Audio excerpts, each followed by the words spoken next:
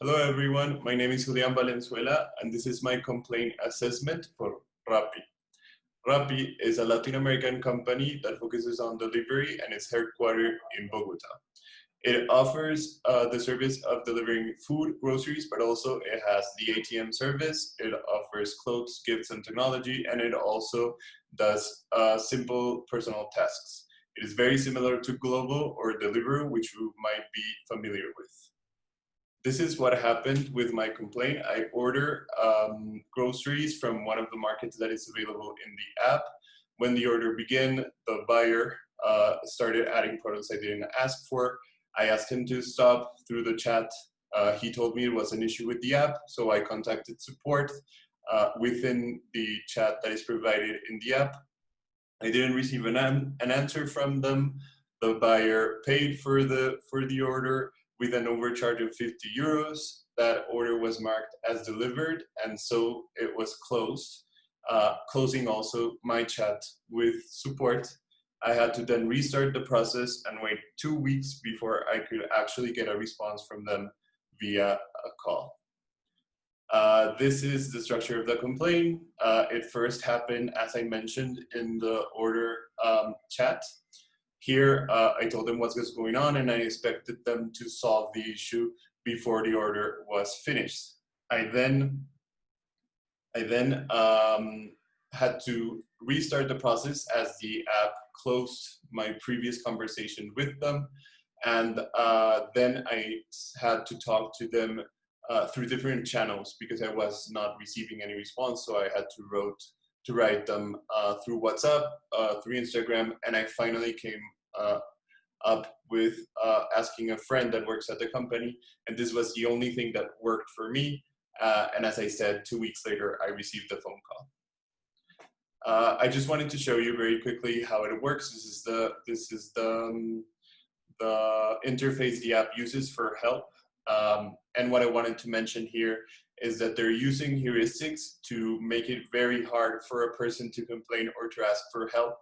And this ultimately is probably resulting in many users just forgetting about the complaint and asking for help.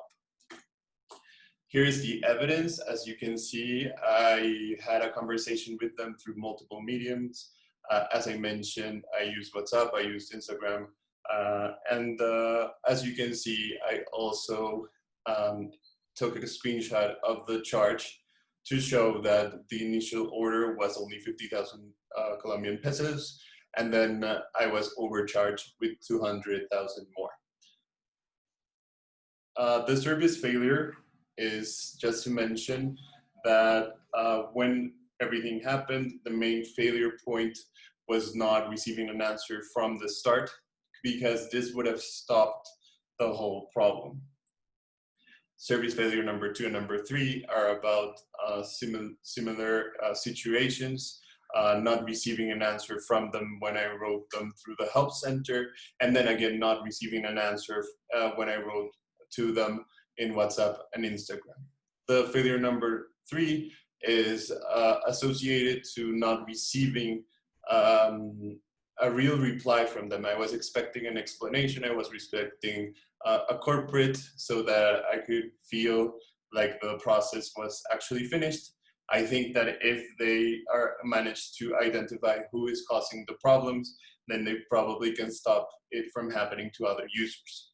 My suggestion for failure point number 1 is very simple. It's just about developing a hotline so that customers can actually talk to them and the problem stops right there and then, and they can definitely just assign a different buyer.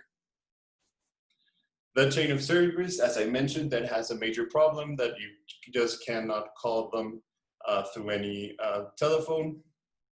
But they also have 3 additional problems.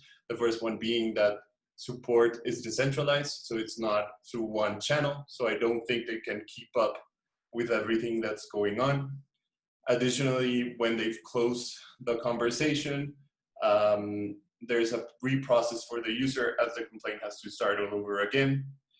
And then finally, they're not having any answer to the problem or to the issue is, of course, one of the main pain points. My recommendations here is just to create a Rappi hotline, to have just one channel for our users to use, to keep that chat open so that you can see the whole story or the whole history of the complaint, because something that happened was that every time I had to go over with the agent about what had happened, and this just became very annoying for me as a user. And of course, the redress, which should have been an explanation or even a compensation from them. If we evaluate the company through the client wave, we can see that their unique identity is focused on being the leaders in delivery service by the app they're using now. Their organizational drive is focusing on growing the company, and they've done so from 2015 when it started till now. But this is now resulting as a problem because they're not perfecting their process or their service. The employee involvement is very strong. The corporate culture is strong. Employees breathe and talk like Rappi, and that sense of belonging could be leveraged as a solution for the problems I've talked before.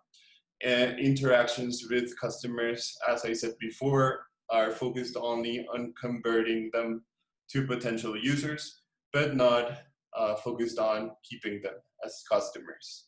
And in the interpretation and action, Rappi is only focusing on growing, and they haven't stopped to analyze, understand that feedback.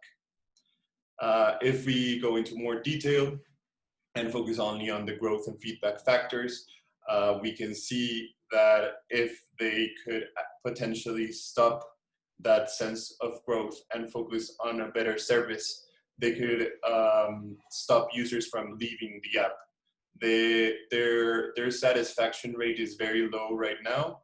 They have been able to push competitors out of the market, for example, like Uber Eats, but this sense of loyalty is not going to last long in the overall process. I think that another potential recommendation could be about conversion and belonging. If they could communicate that sense of belonging that many of their employees have to the customers, they could keep them happy and make them see that Rappi cares about them in the long run. My final thoughts here is that one of the major issues that Rappi is facing now is that those complaints are spreading, especially on social media. They are not seeing or identifying the viral risks. So there's possibly a firestorm for them coming, which could be prevented if they ultimately just apologized or explained to the customer what has been happening. And finally, they are not limiting that damage as they're not doing steps before. And the process just doesn't feel personal, and the feedback given is not taken into account. Thank you very much. This was my complaint assessment.